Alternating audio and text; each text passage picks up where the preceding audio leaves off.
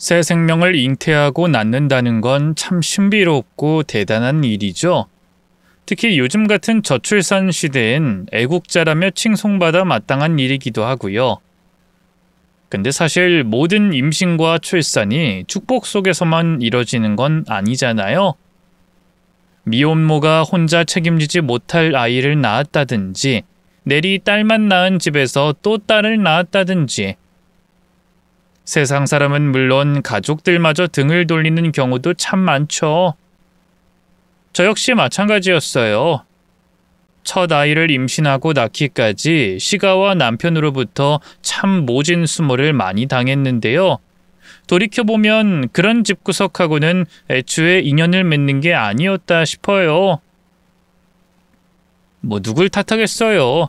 부모님의 반대를 무릅쓰고 결혼을 감행했던 건 저 자신이었는걸요. 하지만 나름 억울한 부분도 많아요. 저는 남편도 시부모님도 정말 좋은 분들인 줄 알았거든요.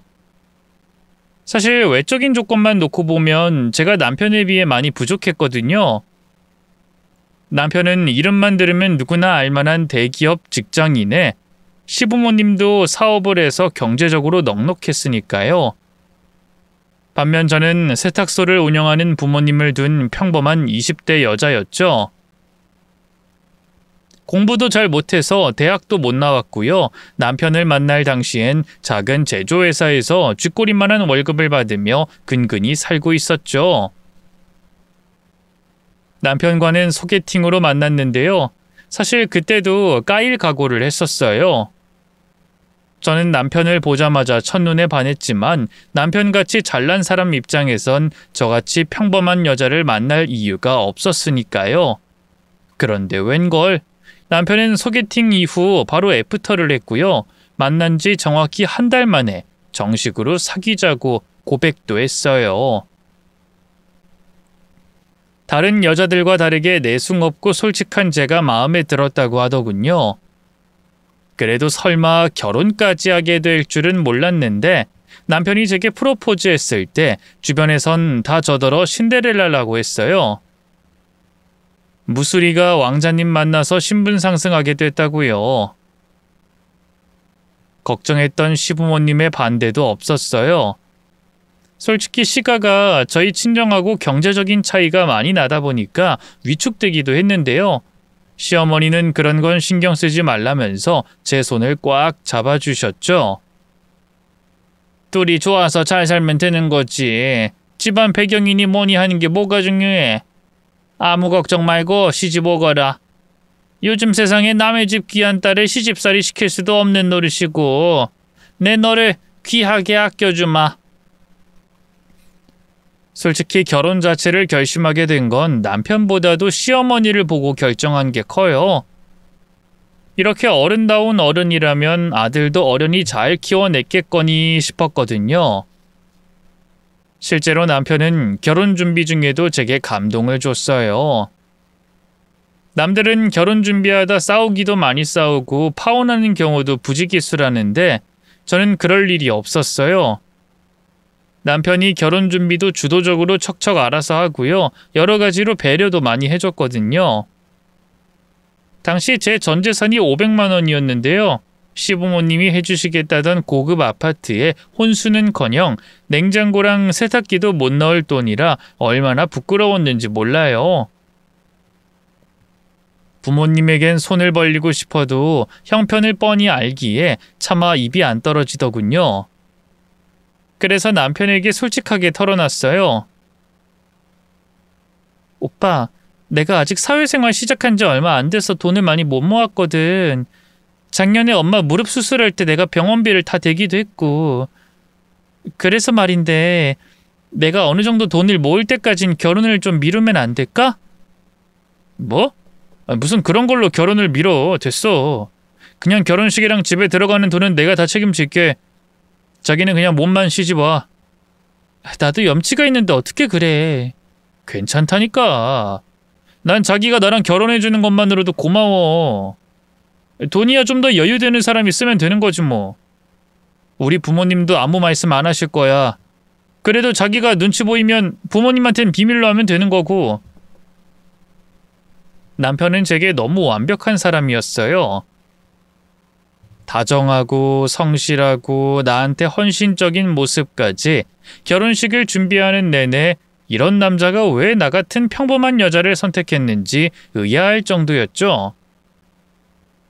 그러다 식을 일주일쯤 남겨두고 갑자기 남편에게 전화가 왔어요. 술에 잔뜩 취해선 집 앞이라고 잠깐 좀 보자고 하더군요. 평소 술은 입에도 안 대던 사람이라는 걸 알았기에 뭔 일인가 싶어 황급히 달려나갔는데요. 저를 보자마자 대성통곡을 하더라고요. 오빠 왜 그래? 무슨 일 있어? 자기야 미안해. 나 실은 자기한테 얘기 못한 게 있는데 그냥 두 눈 딱 감고 결혼한 다음 나중에 말하려고 했는데 너무 양심에 찔려서 그렇게 못하겠다. 실은 나 무정자증이야. 그 사람의 갑작스러운 고백에 뒤통수를 한 대 얻어맞은 듯 정신이 멍해졌어요. 무정자증이라니? 그럼 아이를 못 갖는다는 소리야? 맞아. 실은 전 여자친구하고도 이 문제 때문에 헤어졌거든. 그래서 자기한테 차마 입이 안 떨어지더라. 자기도 그 여자처럼 나 버리고 떠날 것 같아서. 아무리 그래도 솔직하게 말해줬어야지. 적어도 나한테 프로포즈 했을 때라도. 요즘은 아이를 원하지 않는 부부도 많다고 하는데 저 때만 해도 그렇게 흔한 일은 아니었어요. 결혼하면 아이를 갖는 게 당연한 시대였죠. 저 역시 사랑하는 사람을 꼭 닮은 예쁜 아이를 낳아 저만의 가정을 이루는 게 꿈이었고요. 그런 제 마음을 읽었는지 남편이 한층 더 애처로운 목소리로 말했어요. 미안해 자기야. 내가 좀 더 빨리 말했어야 했는데 용기를 내기까지 시간이 좀 걸렸어. 근데 나 진짜 자기가 없으면 안 될 것 같거든? 정말 많이 사랑해. 자기가 없으면 죽을지도 모른다고. 그냥 단순히 연애 노릇만 할 거였으면 애초에 자기 만나자고도 안 했어. 그리고 이런 내 마음 평생 변치 않을 자신 있고.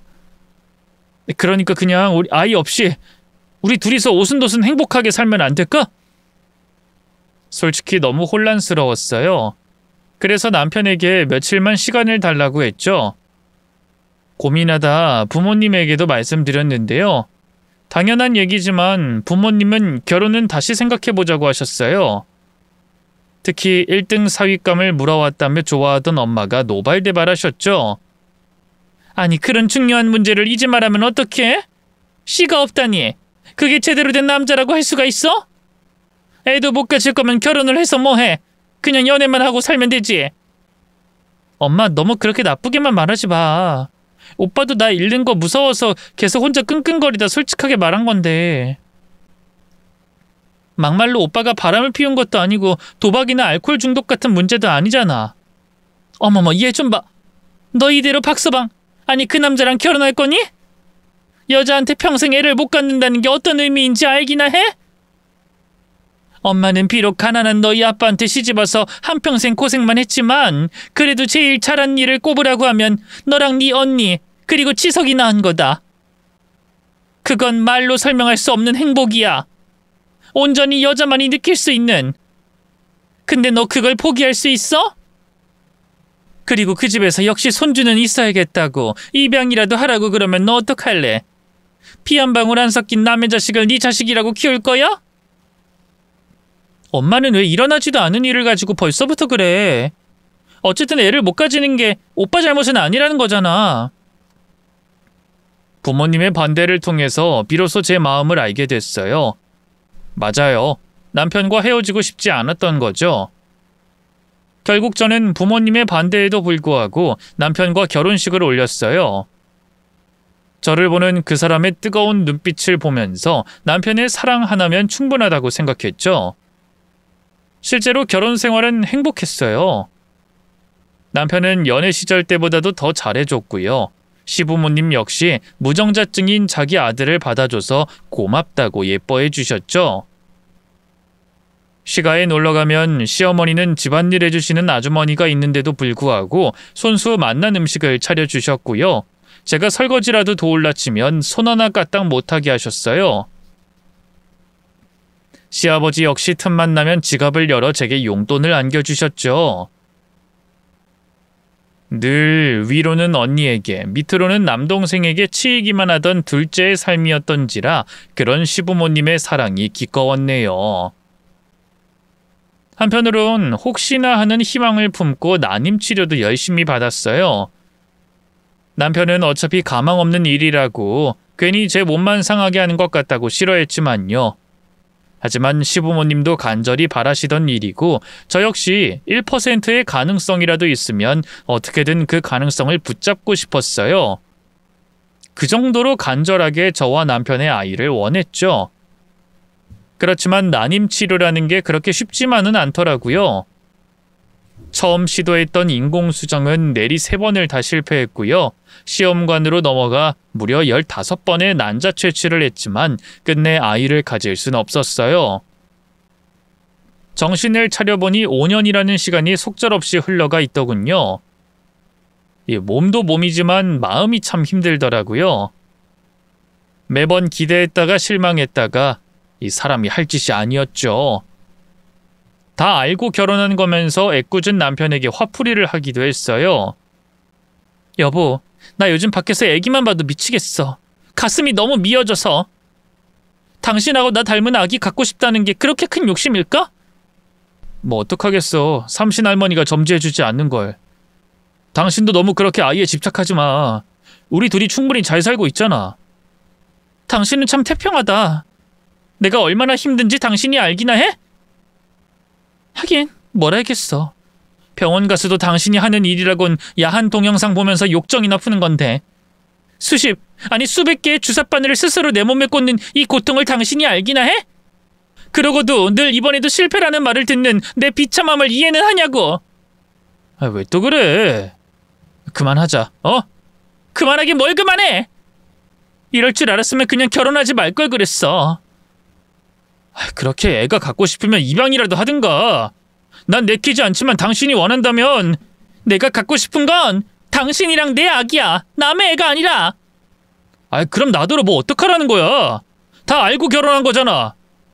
내가 당신한테 뭐 거짓말한 것도 아니고 언제까지 날 나쁜 놈으로 몰아갈 건데. 눈치 보면서 기죽어 있는 것도 하루 이틀이지 정말 해도 너무하잖아. 언젠가부터 저희 부부 사이엔 부쩍 다툼이 잦아졌어요.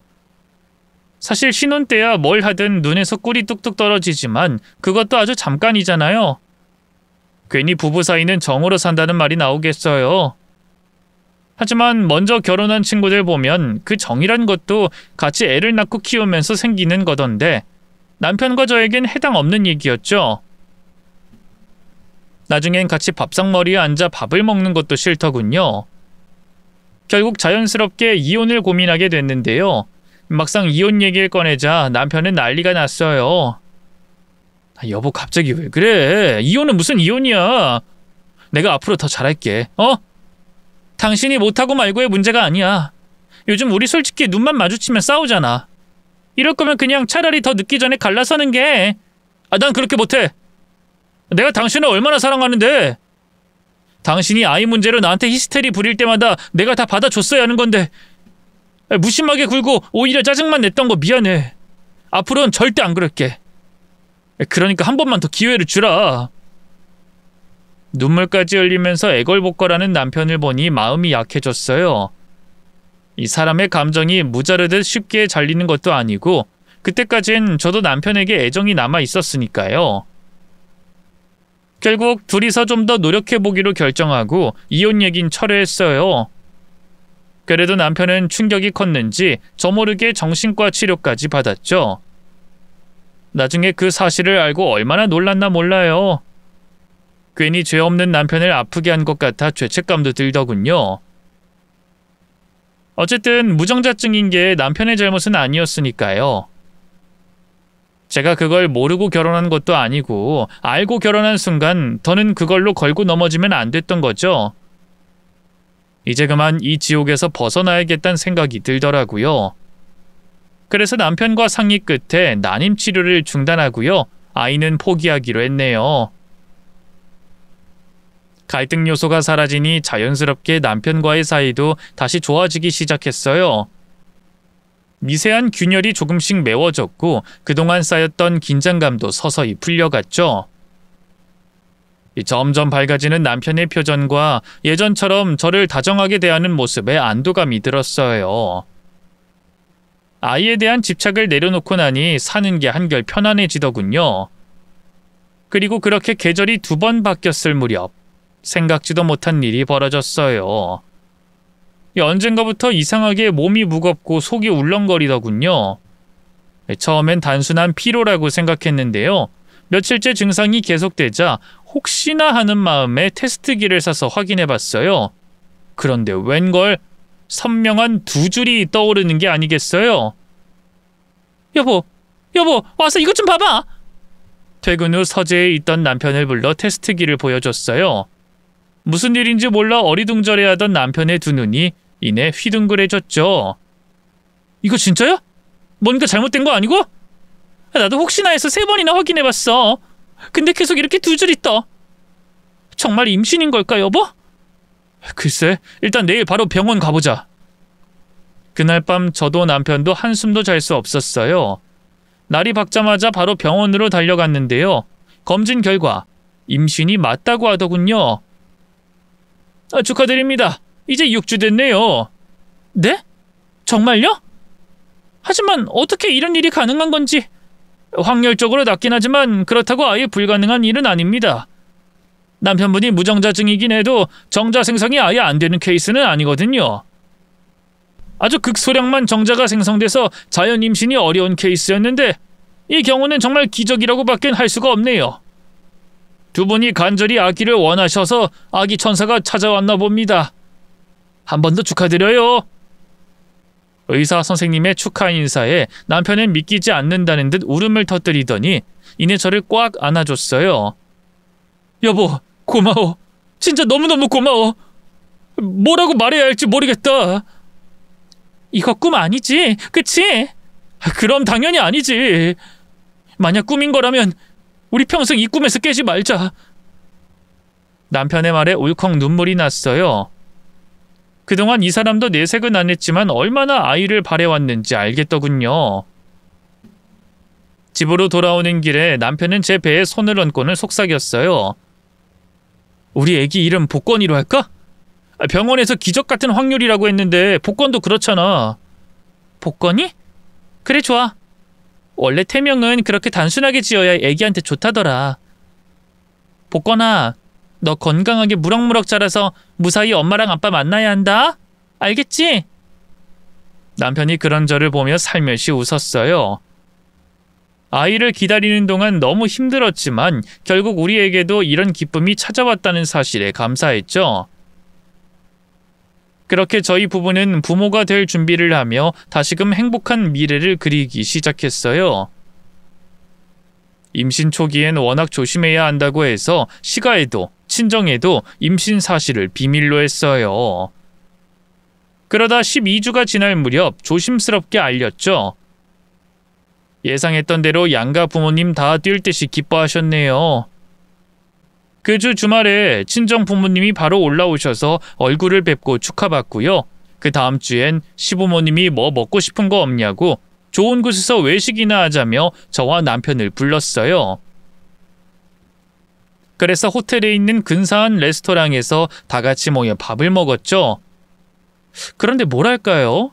이 시어머니의 반응이 왠지 모르게 좀 쎄했어요. 아니, 어떻게 이런 일이 벌어질 수 있니? 무정자증인데 임신이라니 그게 가능한 거야? 엄마도 참 몇 번을 물어봐. 병원 의사 선생님하고 얘기 나눴는데 내가 정자 생산이 중단된 건 아니라서 확률이 아예 제로는 아니었대. 그렇지만 5년 넘게 그렇게 시도해도 안 되던 게 이렇게 갑자기 된다고? 아이고, 우리 엄마 속고만 살았나? 이 초음파 사진 보면 모르겠어? 아님 갑자기 할머니 된다니까 싫은 거야? 그게 무슨 말이야. 나야 당연히 기쁘지. 기쁜데 너무 얼떨떨하니까 그래. 시어머니는 초음파 사진을 손에 들고도 여전히 찝찝한 표정을 지었어요. 좀 이상하잖니? 무정자증인데 이게 정말 가능한 일이야? 자꾸만 그러시니 저도 마음이 너무 불편했고요. 좋게 넘기려던 남편도 결국엔 표정이 굳어지더군요. 엄마 그만 좀 해. 의사 선생님도 불가능한 일은 아니라고 했잖아. 아, 이렇게 좋은 일이 생겼는데 왜 자꾸 초를 치는 거야? 얘가 초를 친다니. 애미한테 그게 무슨 말버릇이야? 아, 도통 안 믿기니까 그렇지. 막말로 다른 집 남편이 무정자증인데 애가 생겼다고 해봐라. 무슨 생각이 들겠어? 시어머니는 마치 저 들으라는 듯이 언성을 높였어요. 그 말의 뉘앙스에서 느껴지는 추악한 기운에 마음 한켠에서 뭔가가 무너지는 기분이 들었죠. 하지만 시어머니 입장에선 그럴 수도 있겠다 싶었어요. 그래서 최대한 침착하게 차분한 미소를 지어 보이며 입을 열었죠.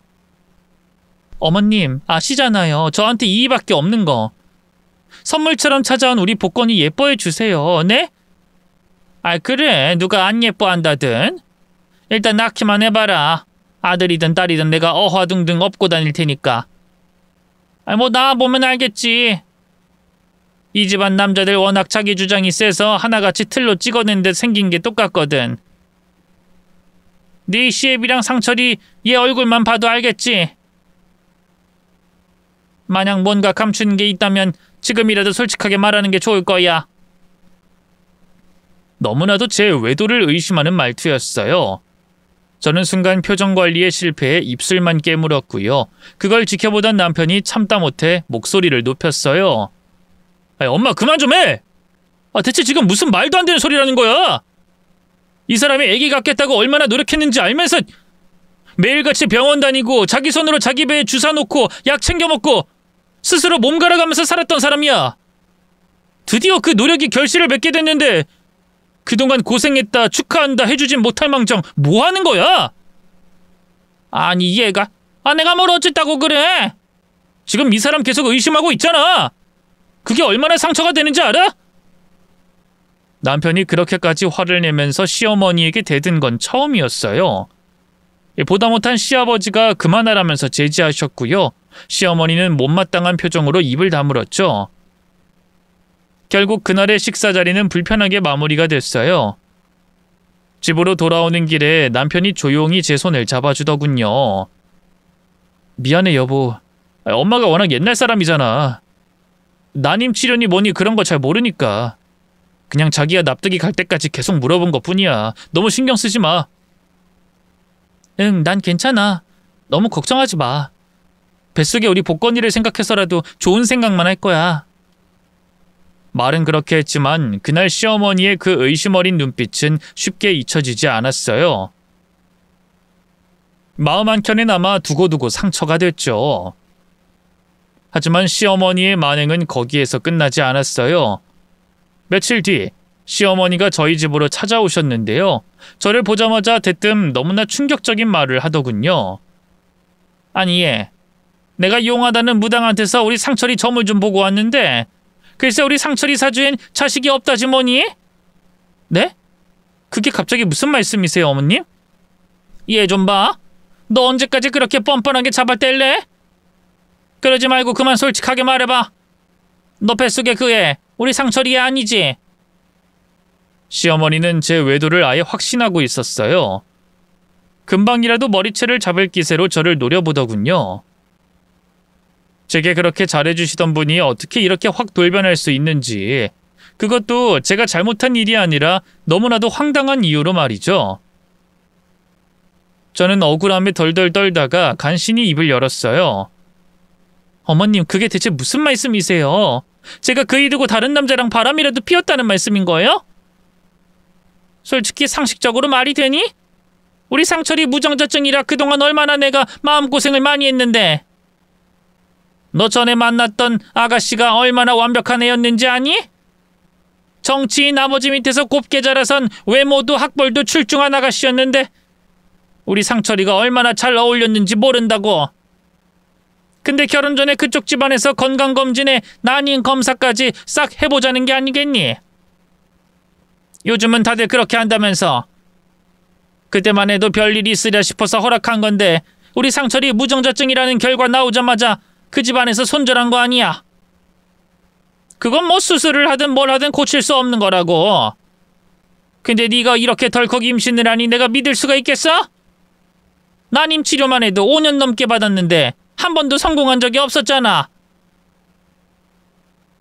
남편의 전 여자친구 얘기까지 입에 올리는 시어머니가 너무 싫었어요. 저에 대한 존중이라곤 조금도 없어 보였죠. 몇 번을 말씀드려요. 병원에서 아예 불가능한 일은 아니라고 했다고요. 뭐 소견서라도 떼서 보여드려요? 병원에선 당연히 시끄럽게 만들고 싶지 않으니까 불가능은 아니라지. 괜히 말 보탰다가 소송 걸리면 자기들만 골치 아파지니까. 원래 산부인과에서 성병이나 임신 관련해선 절대 입 안 된다더라. 마치 벽과 대화하는 기분이었습니다. 결국 저는 입을 꼭 다물 수밖에 없었는데요. 시어머니는 그걸 보고 제가 캥기는 게 있다고 생각했는지 더욱더 언성을 높이더군요. 내가 오죽하면 무당까지 찾아갔겠니? 그 양반이 워낙 용한 양반이라서 땡땡 시럽 사모가 늦둥이 가진 것도 딱 예견했거든. 내가 설마 해서 상철이 사주 물어봤는데 상철이 팔자인 자식이 없다고 하더라. 그럼 네 뱃속에 애는 뭐겠어? 다른 놈 자식이란 소리지. 제가 결혼 후 다른 남자 손이라도 한번 잡아봤으면 억울하지는 않겠어요. 남편을 만난 후 늘 정숙하게 살아왔던 전데 그런 오해를 받으니 미치겠더군요. 어머님, 제가 어머님이 계속 못 믿어 하시는 것까진 참으려고 했는데요. 이런 모욕을 주시는 건 정말 너무하네요. 저 어머님이 그토록 바라던 박씨 집안 장손 품고 있는 몸이에요. 더는 이런 모욕하지 말아주세요. 아니 내가 뭘 어쨌다고. 너 괜히 찔려서 그러는 거 아니니?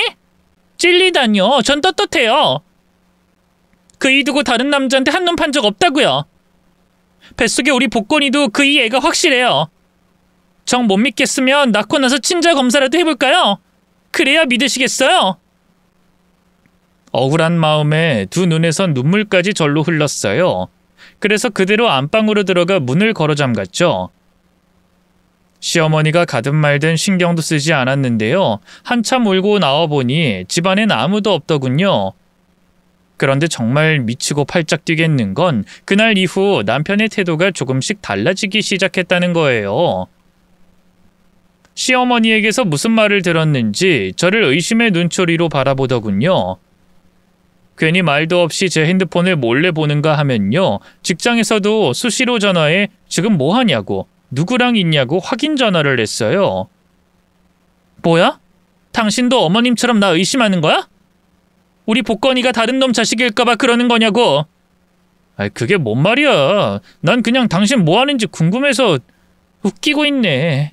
평소에 회사에서 일할 땐 내 문자 보지도 않으면서 누굴 바보로 알아? 당신이 임신했는데 그럼 당연히 더 자주 연락하게 되고 그런 거지 뭐. 왜 그렇게 꼬아서만 생각해?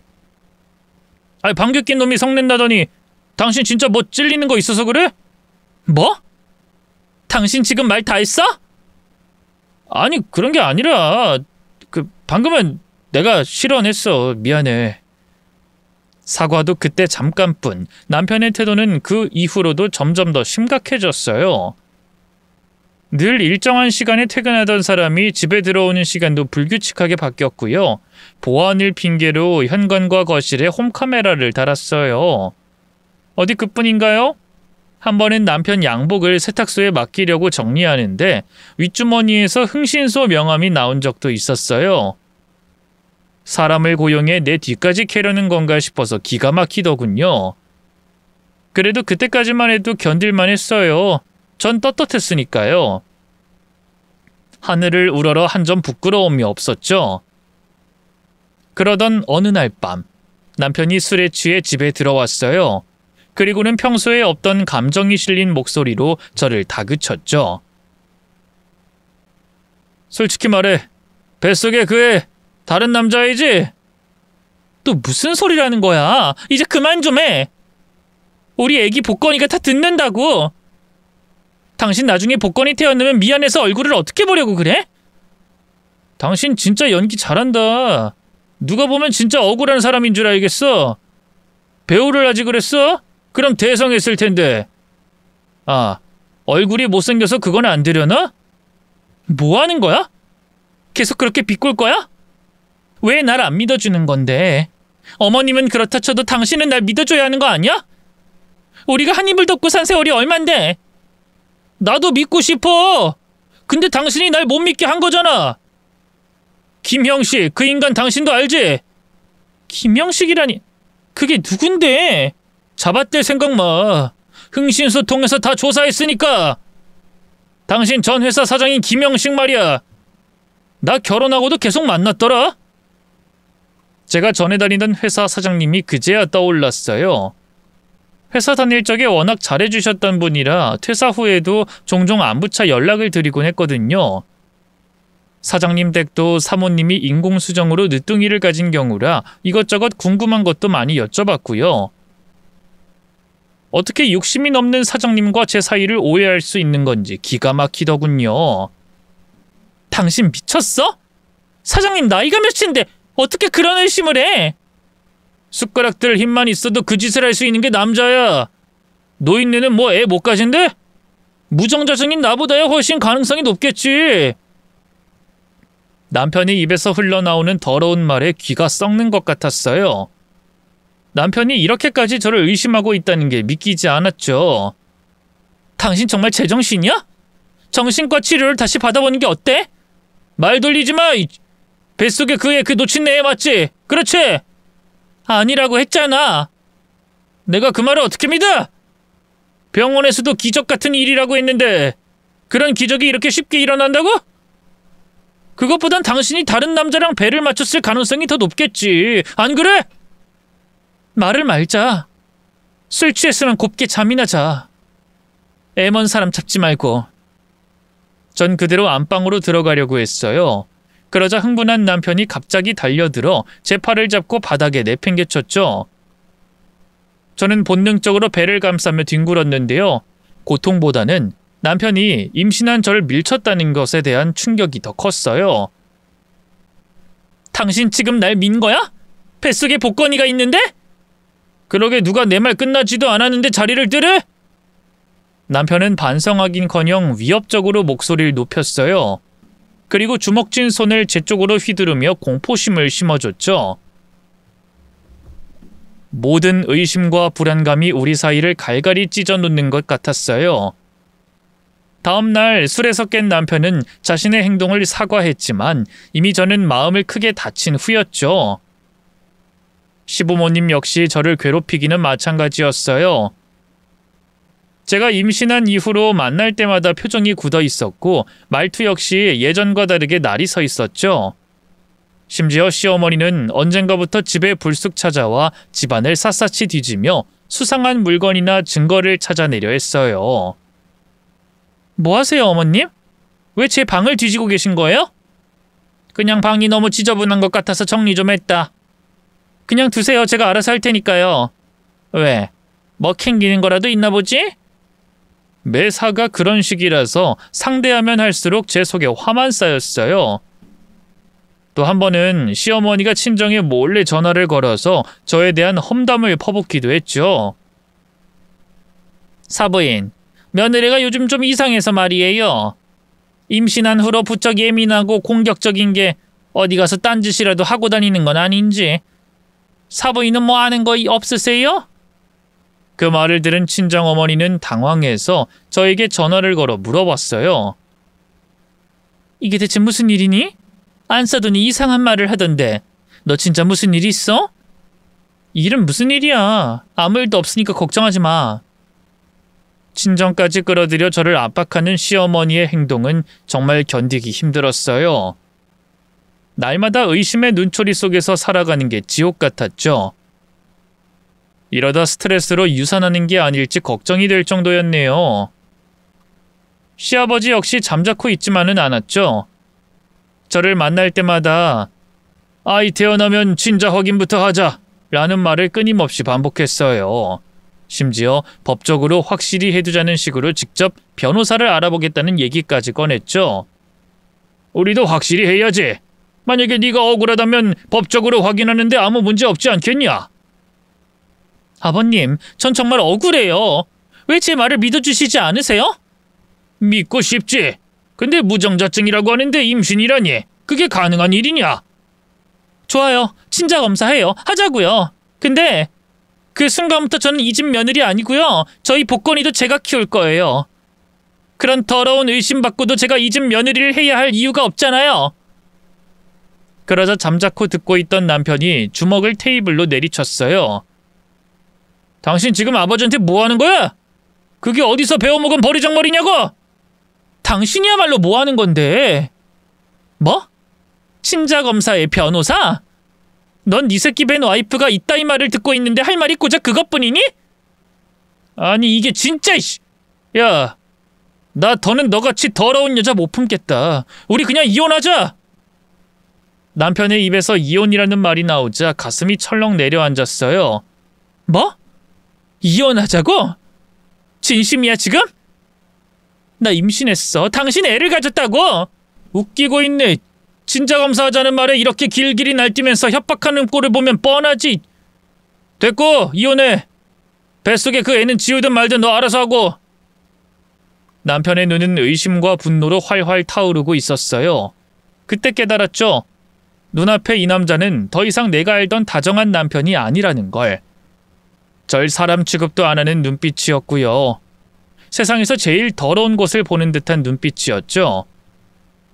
그 순간 정신이 번쩍 들더군요. 그래 이혼하자. 나도 더는 이대로 못 살겠어. 대신 나중에 친자검사 결과가 어떻게 나오든 복권이 보일 생각하지 마. 알겠어? 그렇게 말하면 누가 무서워서 이혼 철회할 줄 알아? 그만 좀 해! 당신이 나 계속 의심하는 것도 어머님 아버님이 나 협박하고 압박하는 것도 다 참았어.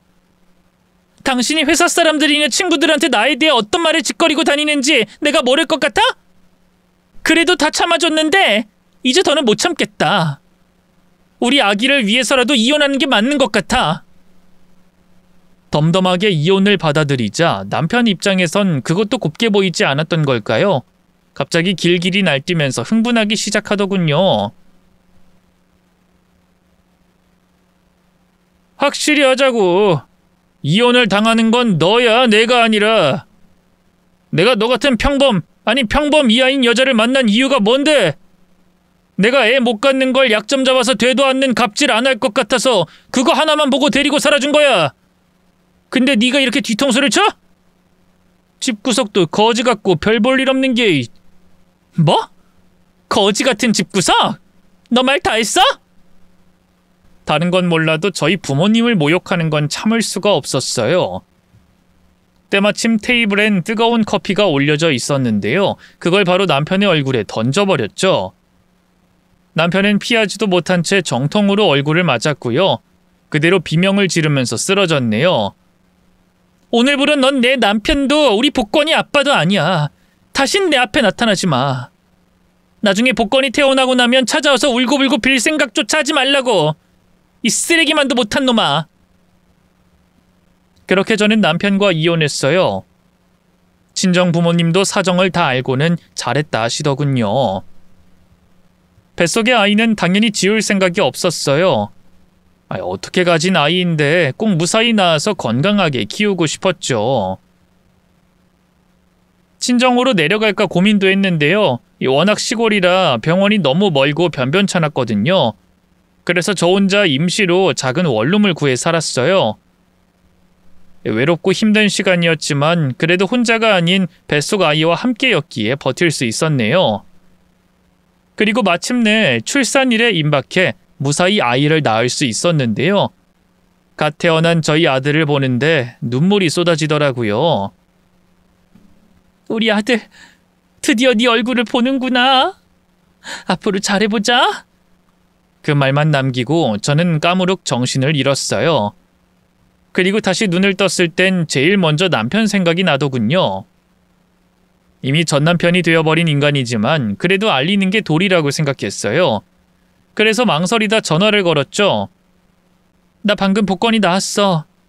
그래도 당신한텐 알리는 게 맞는 것 같아서 연락한 거야. 저는 대체 무슨 기대를 했던 걸까요? 한참의 침묵 끝에 돌아온 대답은 너무 차갑고 잔인했어요. 그걸 내가 왜 알아야 하는데? 다른 놈이란 정분 나서 만든 더러운 새끼를. 당신 정말 계속 이럴 거야? 복권이가 정말 당신 애가 아니면 내가 이렇게 애 낳고 전화를 하겠어? 인연이 정말 끝까지 더럽게 나오네? 이년아, 그 애가 내 애라는 증거가 있어? 너 내 돈 노리고 그러는 거지? 집에서 편하게 내 돈으로 놀고 먹다가 지금 이혼하고 나선 죽겠으니까 이러는 거 아니야? 내가 아직도 너한테 잡혀 살던 호구인 줄 아나 본데 정신 차려. 난 이미 너랑 뱃속에 그 누구 자식인지도 모를 더러운 애 다 잊었으니까. 저를 뭐라고 욕하든 상관없었어요. 하지만 갓 태어난 제 아들을 욕보이는 것만큼은 참을 수가 없더군요. 당신은 정말 여전하구나. 그래, 나도 더는 이렇게는 억울해서 못 살겠다. 복권이도 태어났겠다. 친자검사 한번 해보자. 만약 당신 자식 아닌 걸로 나오면 내가 당신한테 50억 줄게. 근데 만약 정말 당신 자식으로 나오지? 그땐 당신이 나한테 50억 주고 싹싹 빌어. 뭐? 50억이 뭐 애들 장난이야? 그리고 네가 50억이 있긴 해. 없지. 근데 난 어차피 이길 거라 상관없거든. 왜? 자신 없어? 뭔 소리야? 내가 왜 자신이 없어? 그럼 당장 이리로 튀어와서 네 머리카락이든 피든 내놔 이 새끼야. 내가 그런 헛짓거리를 왜 하냐? 그렇게 마지막까지 발악한다고 해서 내가 믿을 것 같아? 전 남편은 기막혀하면서 전화를 끊었어요. 결국 며칠 뒤 어느 정도 몸을 추스른 저는 홀로 아이를 데리고 퇴원할 수밖에 없었죠. 병원에선 연계된 산후조리원을 권했지만 땡전 한 푼 없던 제겐 사치나 다름없었네요. 친정으로 내려가 몸을 풀 생각이었어요. 그런데 병원 앞에서 막 택시를 잡으려던 순간이었어요. 갑자기 뒤에서 누군가 절 부르더군요. 돌아보니 놀랍게도 전 남편이 서 있더라고요. 반갑기보다는 열불이 확 났죠. 웬일이야? 안 올 줄 알았는데. 하지만 전 남편은 제 말이 들리지도 않는지 뚫어져라 제품에 안긴 아들만 쳐다봤어요. 이 애가 복권이야? 당신 뱃속에 있던? 그래. 왜? 아, 친자 검사하려고 온 거야? 그럼 머리카락이나 내놓고 꺼져. 아니, 얘 너무 나 어릴 때 모습이랑 똑같잖아. 눈썹 위에 난 저 점까지. 전 남편도 그렇고 전 시부도 눈썹 위에 커다란 점이 있었거든요. 피는 못 속인다고 저희 아들 역시 마찬가지였죠. 전 남편은 자기 판박이인 아들을 보고선 하얗게 질려 어쩔 줄 몰라 했어요. 다리에 힘이 풀렸는지 비틀거리다 쓰러지기까지 하더군요. 이럴 수가. 정말 내 아이가 맞단 말이야? 우와, 신이시여 감사합니다. 저한테 그토록 바라던 자식을, 그것도 아들을 내려주시다니요. 정말 너무 감사합니다. 혼자서 눈물까지 흘리면서 생쇼를 하는 전 남편을 보니 기가 찼어요. 당신 내가 한 말 잊었어? 얘가 왜 당신 애야? 내 애지. 우리 이혼했고 이제 복권이하고 당신은 아무 상관도 없어. 그러자 남편이 황급히 다가와 제 팔을 잡았어요. 미안해 여보. 내가 죽을 죄를 지었어. 엄마가 자꾸 내 사주엔 자식이 없다고 막 그러니까 나도 홀려선. 그리고 흥신소에서 뒷조사했을 때도 당신이 나 모르게 그 사장놈 만난 게 나오고 그러니까 나도 의심할 만 했잖아. 안 그래? 모르게 만나긴. 얘기 다 했는데 당신이 기억을 못한 거지. 이런 얘기 다시 하는 것도 구질구질하고 싫어. 우린 이미 이혼했고 서류에 이혼 도장 찍는 순간 당신은 복권이에 대한 모든 권리를 포기한 거야. 잊었어? 당신 아버지가 하도 닥달해서 변호사 끼고 계약서까지 썼던 거. 여보, 당신 화 많이 났구나. 이해해. 내가 평생 살면서 갚아 나갈게. 그러니까 제발 나 용서해 주라. 응? 글쎄 꺼지라니까. 여기요 경비 아저씨. 이 남자 좀 데려가 주세요. 모르는 사람인데 자꾸 와서 저한테 추근거려요. 저는 병원 정문 쪽에 있던 경호원들을 소리쳐 불렀어요. 그러자 경호원들이 황급히 달려왔고요. 주변을 지나가던 사람들도 흘끔흘끔 저희를 쳐다봤죠. 그러자 당황한 전 남편은 황급히 주랭랑을 쳤네요. 나중에 다시 연락하겠다면서 말이죠. 저는 코웃음을 치면서 무시했고요. 바로 살던 원룸을 정리하고 친정으로 내려갔는데요. 며칠 뒤 글쎄 시부모님이 저희 친정까지 찾아왔지 뭐예요. 오자마자 저희 부모님은 아른 체도 안 하고 애부터 보여달라고 하더군요. 이 상철이 말로는 자기를 아주 쏙 빼다 닮았다는데 정말 그래? 정말 우리 상철이 애가 맞았던 거야? 어머님, 이제 와서 그런 걸 따져서 무슨 의미가 있어요? 이제 우리 복권이는 그 집안이랑 아무 상관도 없어요. 그러니 소란 피우지 말고 이만 돌아가 주세요. 일단 그 애부터 좀 보여줘라. 응? 애기 얼굴을 보여주지 않으면 계속 죽치고 있을 것 같았는지 친정엄마가 방으로 들어가 아들을 데리고 나왔어요. 아들의 얼굴을 본 시부모님의 안색이 확 변하더군요. 아니, 얘는 우리 상철이 애였으면 진작에 그렇다고 말을 했어야지. 대체 얌전히 이혼은 왜 해준 거야? 그러니까 우리가 오해한 거 아니냐. 시어머니의 그 말이 잠잠하던 제 속에 확 불을 질렀어요. 어머님, 제가 말을 안 했나요? 몇십 번, 몇백 번 말씀드렸잖아요. 저는 외도한 적 없고 우리 복건이도 그 사람에 왔다고요. 근데 이상한 사자무당 말만 듣고 생사람 잡았던 게 누군데요? 그건... 뭐 이제 와서 그런 거 따지면 뭐 하겠니? 어쨌든 이제 네 억울함 풀었으면 된 거 아니야? 혹시 모르니까 친자 검사는 한 번 더 하고 친자인 거 확실해지면 다시 올라오거라. 알았지? 끝까지 친자 검사 운운하는 시어머니를 보면서 머릿속에 한 가닥 남아있던 이성의 끈이 뚝 끊어졌어요.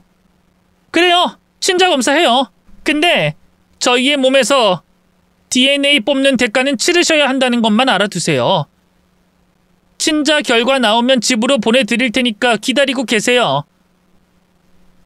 저는 그 길로 서울에 있는 유명한 유전자 센터에 친자 검사를 의뢰했어요. 혹시라도 딴소리를 할까봐 남편과 시부모님 대동하에 검사를 진행했고요. 결과도 각자에게 전부 따로 보내달라고 했죠. 약 보름 뒤 친자 검사 결과가 나왔는데요. 결과야 당연히 친자라고 나왔죠. 제가 굳이 결과가 뻔한 친자 검사를 한 이유는 따로 있었어요. 뻔뻔한 시가와 남편에게 복수하기 위해서였죠. 저는 친자 검사 결과지를 들고 바로 변호사를 만났어요. 그리고 변호사 선생님의 도움을 받아 그 세 사람을 명예훼손과 모욕죄로 고소했죠. 또 변호사 선생님 말로는 외도한 것으로 몰아 부당하게 이혼을 강요한 부분에 대해서도 손해배상 청구가 가능하다고 하더군요. 그래서 그것도 따로 소송을 진행했네요. 얼마 후 고소장이 남편과 시가에도 날아간 모양이죠. 전 남편은 물론이고 시어머니에게도 미친 듯이 연락이 오기 시작했어요. 한번 보자고 하기에 봤어요. 전 떳떳했으니까요. 그런데 참 웃기죠? 저를 더러운 여자라 모욕하고 짓밟던 인간들이 어느새 태도가 싹 바뀌어 있더군요. 여보 미안해. 내가 한 번 더 사과할게. 그땐 너무 혼란스러워서 그랬어. 부모님도 그렇고 주변 사람들도 다 나한테 너 병신이냐고. 당연히 당신이 다른 남자에 배고 와서 속이는 거라고 그래서 잠깐 흔들렸어. 나도 사람인데 그럴 수 있는 거잖아.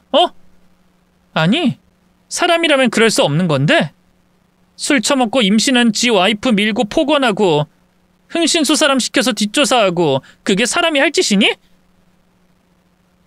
맞아, 내가 다 잘못한 거야.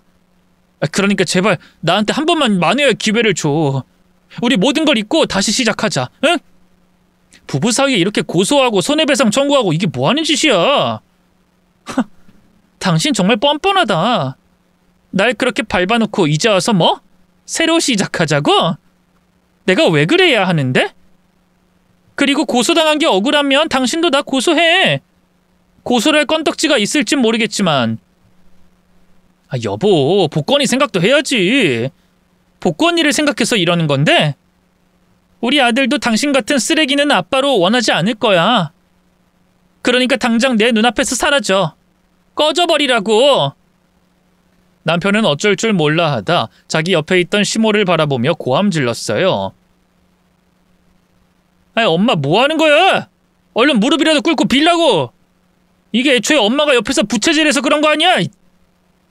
끔찍하게 아끼던 아들이 자기에게 소리를 지르자 시모는 단단히 상처받은 것 같았어요. 하지만 남편은 아랑곳 않고 그런 시모의 어깨를 눌러 억지로 무릎 꿇게 했죠. 제게 고개 숙이고 비는 그 모습을 보는데 어찌나 속이 시원하던지요. 며느라, 제발 이 어리석은 늙은이를 용서해 주렴. 내가 죽을 죄를 지었다. 죽을 죄를 지었으면 죽진 못해도 그에 합당한 처벌은 받아야죠. 사과는 됐으니까 법정에서나 봬요. 그만 가주세요. 그러자 옆에 있던 시아버지까지 끼어들어선 너무나 황당한 말을 짓거리더군요. 그래, 뭐 좋다. 네 뜻이 정 그렇다면 존중하마. 상철이 이놈이랑 재결합 안 해도 좋고 고소 취하도 안 해도 좋아. 대신 그 손주놈만은 우리한테 주면 안 되겠냐? 뭐라고요? 제 아들을 왜 줘야 하는데요? 아버님 이혼할 때 계약서 쓴 거 잊으셨어요? 친권, 양육권 싹 다 포기하기로 한 거? 근데 이제 와서 왜 이러세요? 아이 그거야 진짜 우리 친손주인 줄 몰랐으니까 그렇지. 너도 알잖니? 우리 집안 손이 얼마나 귀한지. 더군다나 상철인 무정자증인데 이렇게 애가 태어난 건 정말 기적이야. 병원에서도 상철이 나이도 있고 이렇게 자연 임신하는 경우 앞으로는 다시는 없을 거라고 그러더라. 너도 여자 혼자 애비도 없이 어떻게 애를 키우려고 그래? 그냥 우리한테 아이 넘겨주고 새 출발하는 게. 저는 더는 화를 참지 못하고 시아버지에게 다가가 뺨을 때렸어요. 그리고 말리는 남편 놈도 발로 배를 걷어차버렸죠. 그 집안 남자들 얼마나 쭉정이들인지 여자인 제 힘 하나 당해내지 못하더군요. 저는 바닥을 구르는 그 인간들을 내려다보면서 말했어요. 더 길게 말할 거 없고 이만 돌아가세요. 저희 복권인 제가 키울 거고 당신들은 평생 머리카락 한 올 못 볼 테니까. 이럴 시간에 변호사 선임해서 재판 대비나 하라고요. 나한테 전 재산 뜯기기 싫으면. 그 말을 끝으로 저는 자리를 박차고 일어났어요. 재판은 당연히 제 승리였어요. 저는 시가와 남편으로부터 억소리 나는 위자료를 받아냈죠. 제 복수는 거기서 그치지 않았어요. 제가 다니던 전 회사 사장님이 워낙 마당발이라 남편 일하는 업계 쪽으로도 아는 분들이 많았거든요. 그래서 남편의 만행을 전부 소문내줬고요. 결국 남편은 견디다 못해 회사를 그만둬버렸죠. 그 뒤로는 사업하겠다고 설치다가 모아둔 돈은 물론 시가 재산까지 다 까먹고요. 지금은 방구석 폐인으로 살고 있다 하더군요. 대를 잇겠다는 일념으로 재혼도 한번 했던 모양인데요. 2년도 안 돼 이혼하고 말았어요. 임신이라는 기적이 또 한 번 찾아올 리가 있겠어요? 팔자에 자식이 없다는 그 무당의 말이 어떻게 보면 맞았던 거기도 해요. 남편은 자기 어리석음으로 친자식을 잃게 된 거니까요. 결국 견디다 못한 시부모님은 저희 아들을 되찾으려고 소송까지 불사했는데요. 이미 남편이 이혼 당시 친권과 양육권을 모두 포기했고 저를 외도로 몰아가며 모욕했던 전적까지 더해져 패소했네요. 재판비만 몇천 날린 거죠 뭐. 반면 저는 아들과 둘이 잘 살고 있어요. 시가로부터 받은 돈으로 작게 사업을 시작했는데요. 나름 저희 모자 둘이서 잘 먹고 잘 살 정도로는 벌고 있습니다. 한때는 재혼을 할까 망설이기도 했는데요. 전 남편한테 워낙 크게 대여서일까요? 남자라면 저희 아들 말고는 쳐다보기도 싫더라고요. 요즘 들어 아들도 어느 정도 컸다고 여자친구도 생기고 저한테 비밀도 만들고 해서 섭섭하기도 한데요. 뭐 언제까지나 제품 안에 자식일 수만은 없으니까요. 저도 늦가기 연애를 시작하든 다른 새로운 취미 생활을 시작하든 제 인생을 살아보려고 합니다. 긴 얘기 들어주셔서 고맙습니다. 모두 건강하세요.